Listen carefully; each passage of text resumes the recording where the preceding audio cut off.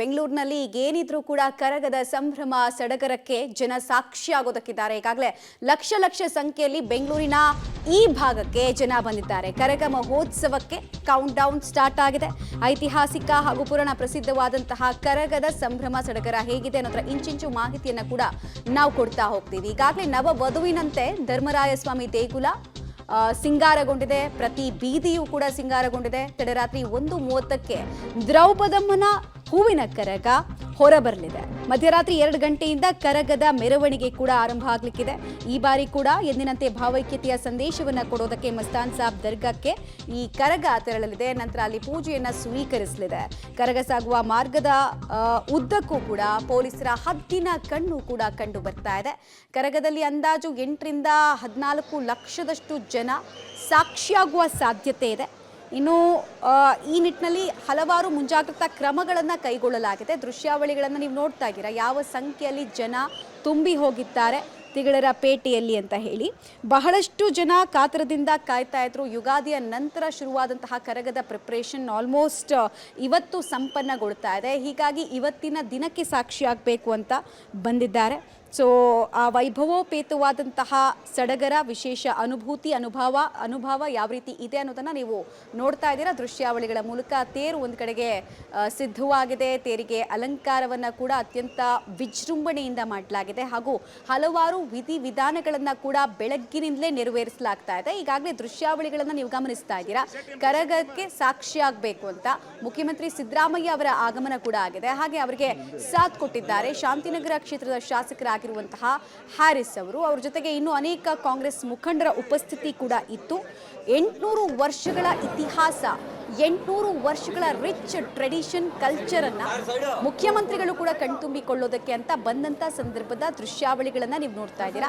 ಈ ಸಂದರ್ಭದಲ್ಲಿ ದೇವಸ್ಥಾನದ ಆಡಳಿತ ಮಂಡಳಿಯವರು ಅವರಿಗೆ ಸನ್ಮಾನವನ್ನು ಕೂಡ ಮಾಡಿದ್ರು ಅನ್ನೋದು ತಿಳಿದು ಬರ್ತಾ ಇದೆ. ಹಾಗೆ ಕರಗದ ಕುರಿತು, ಉತ್ಸವದ ಕುರಿತು ಮುಖ್ಯಮಂತ್ರಿಗಳು ಕೂಡ ಹಾಡಿ ಹೊಗಳಿದ್ರು ಅನ್ನೋದು ತಿಳಿದು ಬರ್ತಾ ಇದೆ. ಮುಖ್ಯಮಂತ್ರಿಗಳು ಬರ್ತಾ ಇದ್ದ ಹಾಗೆ ಅಲ್ಲಿದ್ದಂತಹ ಜನ ಕೂಡ ಅವರನ್ನು ನೋಡೋದಕ್ಕೆ ಅಂತ ಮುಗಿಬಿದ್ರು. ಮೊದಲೇ ನಾನು ಆಗಲೇ ಹೇಳಿದಂತೆ ಲಕ್ಷ ಸಂಖ್ಯೆಯಲ್ಲಿ ಜನ ಈ ಅದ್ಭುತ ಗಳಿಗೆಗಾಗಿ ಕಾಯ್ತಾ ಇದ್ದಾರೆ. ಆದಿಶಕ್ತಿ ಸ್ವರೂಪಿಣಿ ದ್ರೌಪದಿಯ ಆರಾಧನೆಗೆ ಅಂತ ಮೀಸಲಾಗಿರುವಂತಹ ಈ ದಿನ ಕರಗ ಹೇಗೆ ಸಾಗುತ್ತೆ ಅನ್ನೋದನ್ನು ನಾವು ಒಂದೊಂದಾಗೆ ನೋಡ್ತಾ ಹೋಗೋಣ.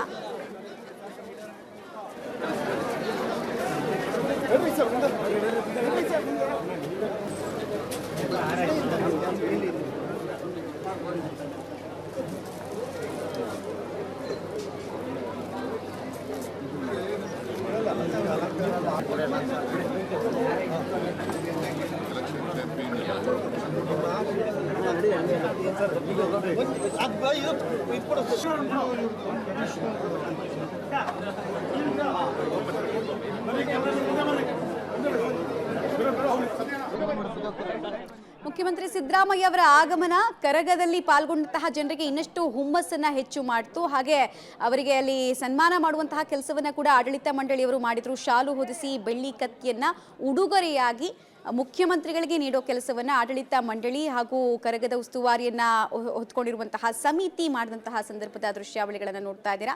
ಭಾವೈಕ್ಯತೆಯ ಸಂದೇಶ ಜೊತೆಗೆ ಅತ್ಯಂತ ಹೆಚ್ಚು ರಿಚ್ ಟ್ರೆಡಿಷನ್ ಇರುವಂತಹ ಕರಗದ ವೀಕ್ಷಣೆಗೆ ಜೊತೆಗೆ ಕರಗದಲ್ಲಿ ಪಾಲ್ಗೊಳ್ಬೇಕು ಅಂತ ಹೇಳಿ ಬಂದಂಥ ಸಂದರ್ಭದಲ್ಲಿ ತೆರೆದಿರುವಂತಹ ದೃಶ್ಯ ಇದು. ನಾನು ಆಗಲೇ ಹೇಳ್ತಾ ಇದ್ದೆ ಕರಗಕ್ಕೆ ವಿಶೇಷವಾದಂತಹ ಅರ್ಥ ಇದೆ ಅಂತ. ಸೊ ಅದೆಲ್ಲವನ್ನು ಕೂಡ ನೋಡ್ತಾ ಹೋಗೋಣ ಒಂದೊಂದಾಗಿ.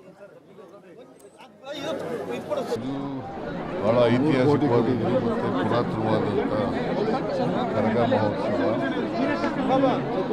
ಕರಗ ಮಹೋತ್ಸವಕ್ಕೆ ಹಿಂದೆ ಒಂದು ಸಾರಿ ಬಂದಿದ್ದೆ ನಾನು. ಭಾಳ ಕರಗ ಮೆರವಣಿಗೆ ಪ್ರಾರಂಭ ಆಗೋದು ಕೂತಿದ್ದು, ಆಮೇಲೆ ಹೋದೆ. ಕರಗ ಭಾಳ ಪ್ರಸಿದ್ಧವಾದದ್ದು. ಭಾಳ ಜನ, ನಾನು ಹುಡುಗನಾಗಿದ್ದಾಗ ನೋಡೋಕೆ ಬಂದಿದ್ದೆ. ಹುಡುಗನಾಗಿದ್ದಾಗ ಇಲ್ಲಿ ಬೆಂಗಳೂರಿಗೆ ಕರಗ ನೋಡೋಕ್ಕೋಸ್ಕರನೇ ಮೈಸೂರಿಂದ ಬಂದಿದ್ದೆ ನಾನು. ಭಾಳ ಹಿಂದೆ ಅಂದರೆ 67-68 ಸೊ ಇದು ಬೆಂಗಳೂರಿನಲ್ಲಿ ಭಾಳ ಪ್ರಸಿದ್ಧವಾದಂಥ ಉತ್ಸವ. ನಮ್ಮ ಸರ್ಕಾರ ಪ್ರೋತ್ಸಾಹ, ನಾವು ಇದಕ್ಕೆ ನಮ್ಮ ಸರ್ಕಾರದಿಂದ ಎಲ್ಲ ಪ್ರೋತ್ಸಾಹ ಮಾಡ್ತಾಯಿದ್ದೀವಿ. ಅವರು ಹಿಂದಿನ ಪೀಳಿಗೆ ಆಚರಣೆ ಮಾಡ್ತಾರೆ. ಭಾಳ ಜನ ಬರ್ತಾರೆ, ಭಾಳ ಜನ ನೋಡ್ತಾರೆ. ಇದು ಕರಗಕ್ಕೆ ಈ ಹಿಂದೆ ಬಂದಿದ್ರ ಬಗ್ಗೆ ನೆನಪು ಮಾಡ್ಕೊಳ್ತಾ ಇದ್ರು, ಜೊತೆಗೆ ಕರಗದ ರಿಚ್ ಇತಿಹಾಸದ ಬಗ್ಗೆ ಕೂಡ ತಿಳಿಸ್ತಾ ಇದ್ರು. ಬಹಳಷ್ಟು ಹೆಮ್ಮೆ ಆಗ್ತಾ ಇದೆ ಈ ಗಳಿಗೆಯಲ್ಲಿ ಪಾಲ್ಗೊಂಡಿದ್ದಕ್ಕೆ ಅನ್ನೋದನ್ನ ಕೂಡ ತಿಳಿಸ್ತಾ ಇದ್ರು. ಇನ್ನೊಂದು ಕಡೆಗೆ ಹಲವಾರು ಧಾರ್ಮಿಕ ವಿಧಿವಿಧಾನಗಳು ಜರುಗ್ತಾನೆ ಇದೆ ಧರ್ಮರಾಯ ಸ್ವಾಮಿ ದೇವಸ್ಥಾನದ ಆವರಣದಲ್ಲಿ. ಇನ್ನಷ್ಟು ಡೀಟೇಲ್ಸ್ ಕೊಡ್ತಾರೆ, ನೇರ ಸಂಪರ್ಕದಲ್ಲಿ ಜಾಯಿನ್ ಆಗ್ತಾ ಇದ್ದಾರೆ ರಾಘು. ಸದ್ಯಕ್ಕೆ ನೀವಿರುವಂತಹ ಜಾಗದಲ್ಲಿ ಹೇಗಿದೆ ಪರಿಸ್ಥಿತಿ, ಸಂಭ್ರಮ ಸಡಗರದ ವಾತಾವರಣ, ಜೊತೆಗೆ ಜನರ ಪಾಲ್ಗೊಳ್ಳುವಿಕೆ ಹೇಗೆ ಹೆಚ್ಚಾಗಿದೆ ಅಂತ? ಅಂತ ಸದ್ಯ ದೃಶ್ಯಾವಳಿಗಳಲ್ಲಿ ಗಮನಿಸಬಹುದು, ಕ್ಷಣ ಕ್ಷಣಕ್ಕೂ ಬರುವಂತವರ ಸಂಖ್ಯೆ ಹೆಚ್ಚಾಗ್ತಾನೆ ಇದೆ. ಆ ಕಾರಣ 800 ವರ್ಷಗಳ ಇತಿಹಾಸ ಇರುವಂತಹ ಕರಗವನ್ನ ನೋಡೋದಕ್ಕೆ ಬೆಂಗಳೂರಿಗರು ಮಾತ್ರ ಅಲ್ಲ, ಬೇರೆ ಬೇರೆ ರಾಜ್ಯದವರು ಕೂಡ ಅತಿ ಹೆಚ್ಚಾಗಿ ಜನ ಬರುವಂತದ್ದು ಪ್ರತಿ ವರ್ಷ ಕೂಡ ಇದೇ ರೀತಿಯಲ್ಲಿ ಬರುವಂತದ್ದು. ವಿಶೇಷವಾಗಿ ರಜಾ ದಿನಗಳಾಗಿರುವಂತಹ ಕಾರಣಕ್ಕಾಗಿ ಹೆಚ್ಚಿನ ಸಂಖ್ಯೆಯಲ್ಲಿ ಜನ ಬರ್ತಾರೆ. ಈಗಾಗಲೇ ಪೂಜೆ ಕೈಂಕರ್ಯಗಳು ಕೂಡ ಧರ್ಮರಾಯ ಸ್ವಾಮಿ ದೇವಾಲಯದ ಒಳಭಾಗದಲ್ಲಿ ಆರಂಭ ಆಗಿದೆ.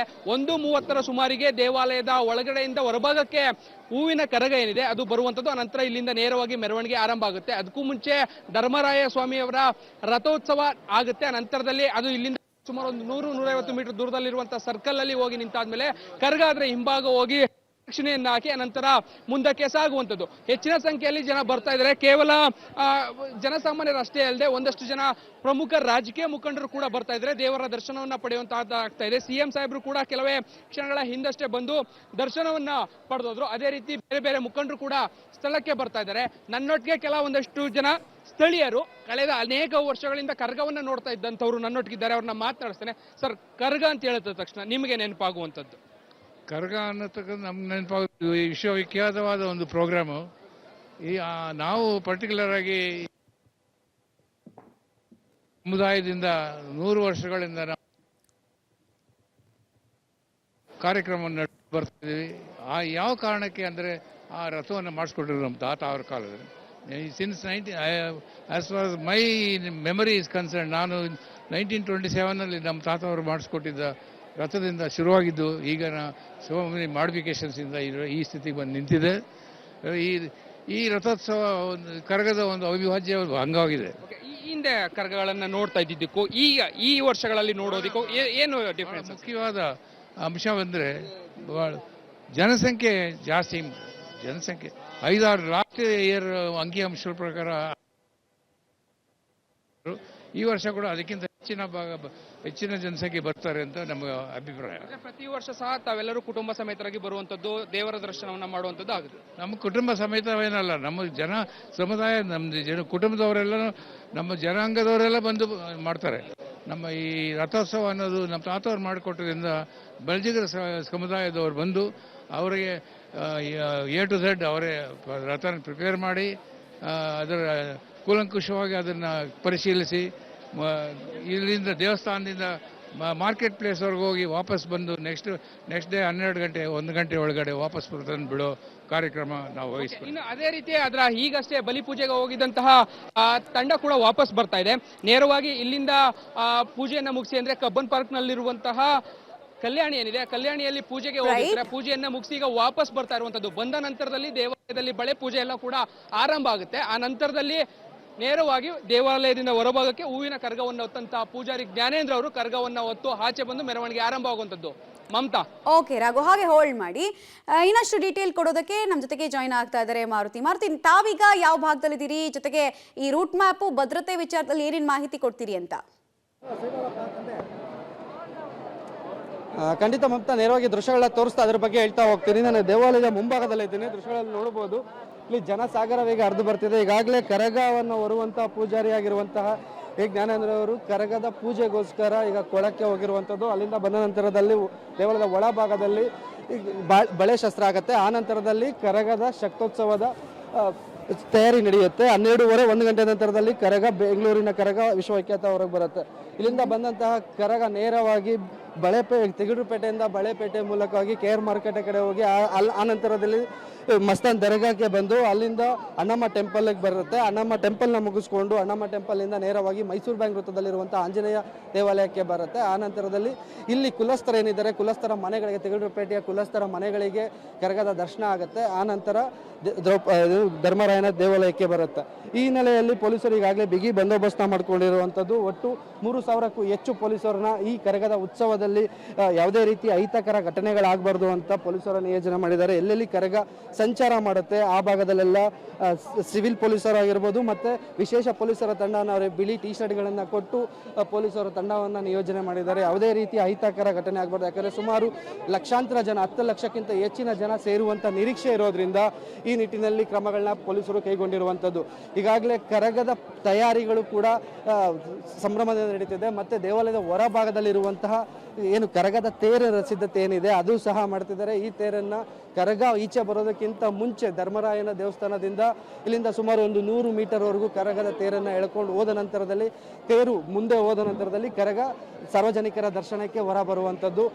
ಈ ರೀತಿಯಲ್ಲಿ ಈ ಸಾಂಪ್ರದಾಯಿಕವಾಗಿ ತಿಗಡರ ಸಂಪ್ರದಾಯದಲ್ಲಿ ಕರಗ ಉತ್ಸವ ನಡೆಯುತ್ತೆ. ಅದಕ್ಕೆ ಸಕಲ ಸಿದ್ಧತೆಗಳನ್ನು ಧಾರ್ಮಿಕ ಪರಂಪರೆ ಹಿನ್ನೆಲೆಯಲ್ಲಿ ಆ ತಿಗಡರ ಸಮುದಾಯದವರು ಕರಗ ಉತ್ಸವ ಸಮಿತಿಯವರು ಮಾಡ್ಕೋತಿರುವಂಥದ್ದು. ಸದ್ಯಕ್ಕೆ ಪೊಲೀಸರು ಸಹ ಯಾವುದೇ ರೀತಿಯ ಅಹಿತಕರ ಘಟನೆಗಳಾಗಬಾರ್ದು ಅಂತ ಕರಗ ಸಾಗುವಂಥ ಅಷ್ಟೂ ಮಾರ್ಗದುದ್ದಕ್ಕೂ CCTVಗಳನ್ನು 300ಕ್ಕೂ ಹೆಚ್ಚು CCTVಗಳನ್ನು ಯೋಜನೆ ಮಾಡಿರುವಂಥದ್ದು.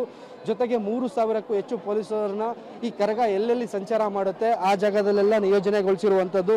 ಈಗಾಗಲೇ CM ಕೂಡ ಬಂದು ಭೇಟಿ ಮಾಡಿ ಕರಗ ಉತ್ಸವದ ಬಗ್ಗೆನೂ ಸಹ ಇದು ಐತಿಹಾಸಿಕ ಕರಗ, ಬಹಳ ವರ್ಷಗಳ ಹಿಂದೆ ನಾನು ಚಿಕ್ಕವನಾಗಿದ್ದಾಗ ಮೈಸೂರಿಂದ ಬಂದು ನೋಡ್ಕೊಂಡು ಹೋಗಿದ್ದೆ ಅಂತಲೂ ಸಹ ಅವರು ಸಹ ತಿಳಿಸಿರುವಂಥದ್ದು. ಮಮತಾ, ಮಾರುತಿ, ಇದ್ರ ಜೊತೆಗೆ ಈಗ ಕರಗ ಸಾಗುವಂತಹ ಮಾರ್ಗ ಇದೆಯಲ್ಲ, ಸೊ ಅಲ್ಲಿ ಹೇಗಿದೆ ಎಲ್ಲಾ ರೀತಿಯಾದಂತಹ ಮುಂಜಾಗ್ರತಾ ಕ್ರಮ? ಜೊತೆಗೆ ಕಳೆದ ವರ್ಷಕ್ಕೆ ಕಂಪೇರ್ ಮಾಡಿದ್ರೆ ಈ ವರ್ಷ ಯಾವ ಪ್ರಮಾಣದಲ್ಲಿ ಜನರ ಹೆಚ್ಚಳ ಆಗಿದೆ, ಭಾಗವಹಿಸುವಿಕೆ ಹೆಚ್ಚಳ ಆಗಿದೆ ಅಂತ ಅನಿಸ್ತಾ ಇದೆ, ಅಥವಾ ಹೋದ ವರ್ಷದಷ್ಟೇ ಪಾಪ್ಯುಲೇಷನ್ ಕಂಡು ಬರ್ತಾ ಇದೆಯಾ? ಇಲ್ಲ, ಈ ವರ್ಷ ಇನ್ನೂ ಹೆಚ್ಚಿನ ಸಂಖ್ಯೆಯಲ್ಲಿ ಜನ ಸೇರುವಂಥ ನಿರೀಕ್ಷೆ ಇದೆ. ಈಗಾಗಲೇ ಕರಗ ಶುರು ಆಗೋದಕ್ಕೆ ಇನ್ನೂ 2 ಗಂಟೆಗಳಿಂದ ಕಾಲ ಇದೆ. ಈಗಲೇ ದೇವಸ್ಥಾನದಲ್ಲಿ ಕಾಲಿಡೋದಕ್ಕೂ ಜಾಗ ಇಲ್ಲದಂತಹ ಪರಿಸ್ಥಿತಿ ನಿರ್ಮಾಣ ಆಗಿರುವಂಥದ್ದು. ಅಷ್ಟರ ಮಟ್ಟಿಗೆ ಜನ ಸೇರ್ತಿರುವಂಥದ್ದು. ಕರಗ ಈಚೆ ಬರೋಷ್ಟರಲ್ಲಿ ಆಲ್ಮೋಸ್ಟ್ 1-1:30 ಆಗ್ಬೋದು ಆ ನಿರೀಕ್ಷೆ ಇರೋದೆ. 12:30ಗೆ ಕರಗದ ಉತ್ಸವದ ಕರಗ ಉತ್ಸವ ನಡೆಯುತ್ತೆ, ಆ ಉತ್ಸವದ ತಯಾರಿ ನಡೆಯುವಂಥದ್ದು.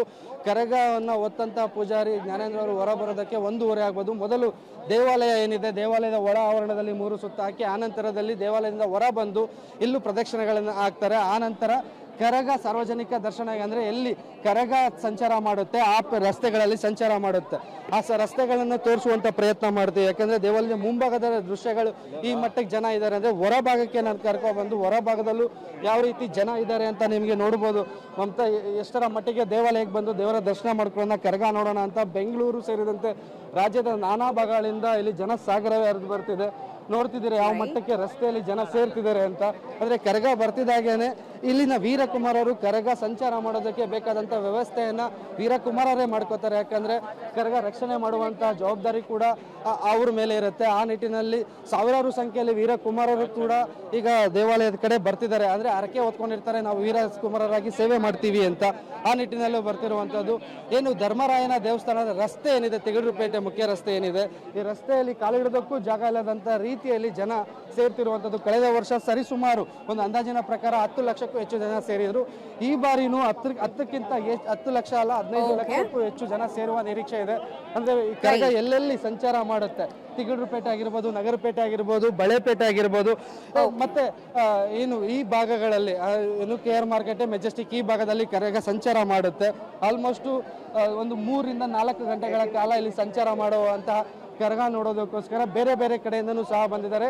ರಸ್ತೆ ಉದ್ದಕ್ಕೂ ಜನ ಇದೇ ರೀತಿ ಇರ್ತಾರೆ. ಈ ಯಾವುದೇ ರೀತಿಯ ಸಮಸ್ಯೆ ಆಗಬಾರ್ದು ಅಂತ ಪೊಲೀಸರು ಸಹ ಬಿಗಿ ಬಂದೋಬಸ್ತ್ ಮಾಡ್ಕೊಂಡಿರುವಂತದ್ದು. ಮಾರುತಿ, ವಾಪಸ್ ಬಂದೆ. ಜೊತೆಗೆ ರಾಘು, ಹಾಗೆ ಹೋಲ್ಡ್ ಮಾಡಿ, ಮತ್ತಷ್ಟು ಮಾಹಿತಿ ನಿಮ್ಮಿಂದ ಪಡ್ಕೊಳ್ತಾ ಹೋಗ್ತೀನಿ. ಸದ್ಯಕ್ಕೆ ಬೆಳದಿಂಗಳ ರಾತ್ರಿ ಜೊತೆಗೆ ಮಲ್ಲಿಗೆ ಹೂವಿನ ಘಮ ಯಾವ ರೀತಿ ಇರುತ್ತೆ ಅನ್ನೋದನ್ನ ನೋಡೋದಕ್ಕೆ ಅಂತಾನೆ ಲಕ್ಷ ಸಂಖ್ಯೆಯಲ್ಲಿ ಜನ ಬಂದಿದ್ದಾರೆ. ಈಗಾಗಲೇ ಕರಗ ಮಹೋತ್ಸವದ ವಿಶೇಷತೆ ಜೊತೆಗೆ ಆಚರಣೆಯ ಹಿನ್ನೆಲೆ ಬಗ್ಗೆ ಕೂಡ ನಮ್ಮ ಪ್ರತಿನಿಧಿಗಳು ತಿಳಿಸ್ಕೊಡ್ತಾ ಇದ್ದಾರೆ.